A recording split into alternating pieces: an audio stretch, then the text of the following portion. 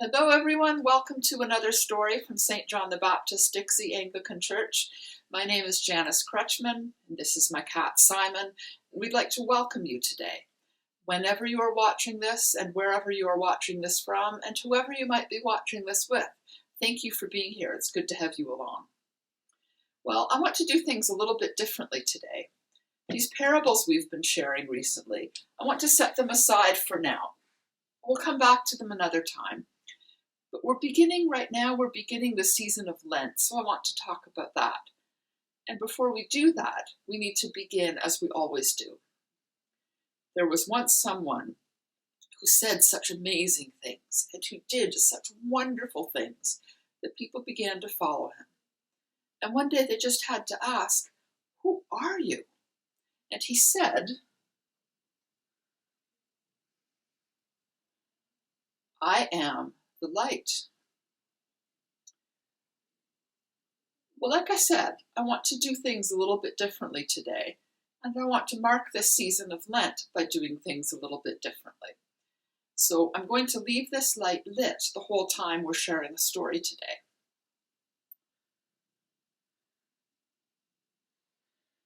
Well, this is the first Sunday in the season of Lent, the time when we get ready for the great mystery of Easter.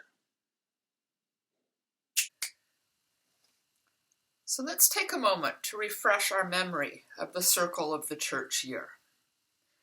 These are the three great mysteries. There's the great mystery of Christmas, of Pentecost, and of Easter. And I've put a little gold cross on this white piece to mark the great mystery of Easter and to distinguish that white piece from the other white pieces. These great mysteries are easy to just walk right past and not even know they're there. So we need the time to get ready for each of them. The time to get ready for the great mystery of Christmas is called Advent. The time to get ready for the great mystery of Pentecost is the whole season of Easter. And the time to get ready for the great mystery of Easter, which is coming soon, is called Lent. And we are in the first Sunday of Lent right now. So, how do we mark the season of Lent? How do we get ready for the great mystery of Easter? Well, Jesus spent 40 days in the desert getting ready for his ministry. We don't have to do that, although I would like to visit one day. But we can learn more about Jesus' life and hear more of his stories. He figures very prominently in the great mystery of Easter, so learning more about him before that would help us get ready.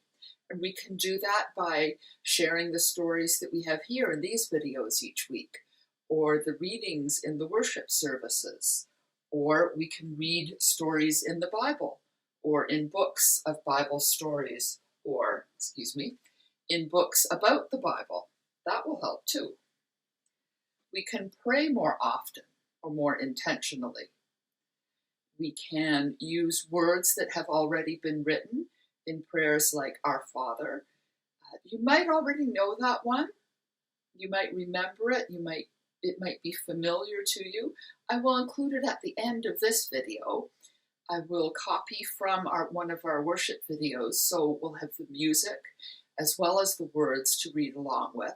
Sometimes it's easier to remember something if you sing it, so I'll have the words and the music. That should help. We can pray by, maybe you'll want to write something on the back of a strip of paper, and you can make a prayer chain. Just add a chain to it each time. Maybe everyone can use a different color, or maybe you can change colors depending on anything you want, on which day of the week it is, or what your prayer is about. And then you can hang this from a mantle maybe, or in a window. Or you can pray by writing or drawing a picture on the back of a card on a piece of paper, And then you can hang that from the lamp above your table, or in a window, or on a plant. You can pray using a prayer journal. You can write or draw whatever you're thinking about in your prayers in a prayer journal. You can color. This is a coloring book I use. It has pictures of various saints and a little bit about them. You might have one like that. You might have one that's different. You might be able to make your own. That would be wonderful if you could make your own coloring book.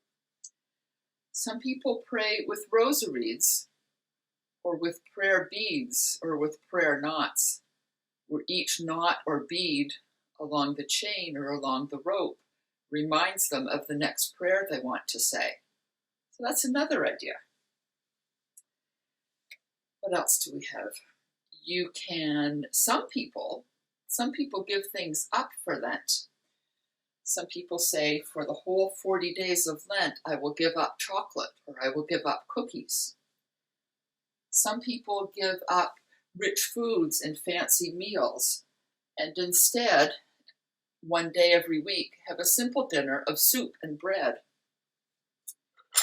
Some people prefer to take up a habit during Lent and start something new. So they might play a game with their family every day. I heard a conversation with people online where they were promising to find a funny comic or find a funny meme to share with each other every day. So maybe you'll want to share a joke at dinner time every day. Something like that is a way of marking the season, if you wish to do it that way. Some people prefer to give things away during Lent. So they might put $1 or a quarter or some change in a bowl or box every day, and then make a donation with that at the end of the season. Oh, this is one I almost forgot. You might want to read more during Lent. This is a book I'm reading, but you might have your own favorite book that you want to go back to. This one is The Return of the Prodigal Son. That's a story we'll be sharing in a few weeks. So, I wonder what you will do to mark the season. I wonder if you have any ideas beyond what I've gathered here. Do let me know what you decide to do to mark the season of Lent, to get ready for the great mystery of Easter. Well, this has been the first Sunday in the season of Lent, when we get ready for the great mystery of Easter. So let's move one of these pieces back to the circle here, to mark that we are 1 week closer to the great mystery of Easter. And now let's finish the story of the light.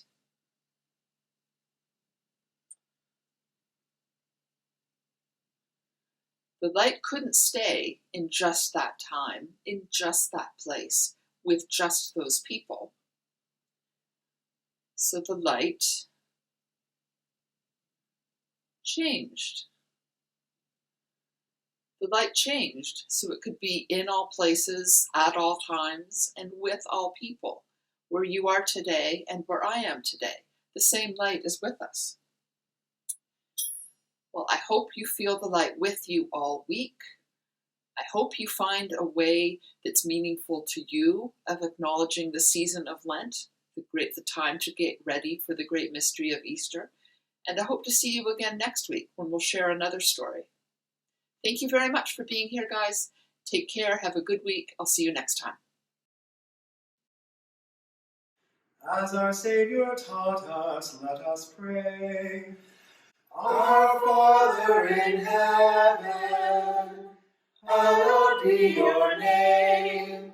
Your kingdom come, your will be done, on earth as in heaven.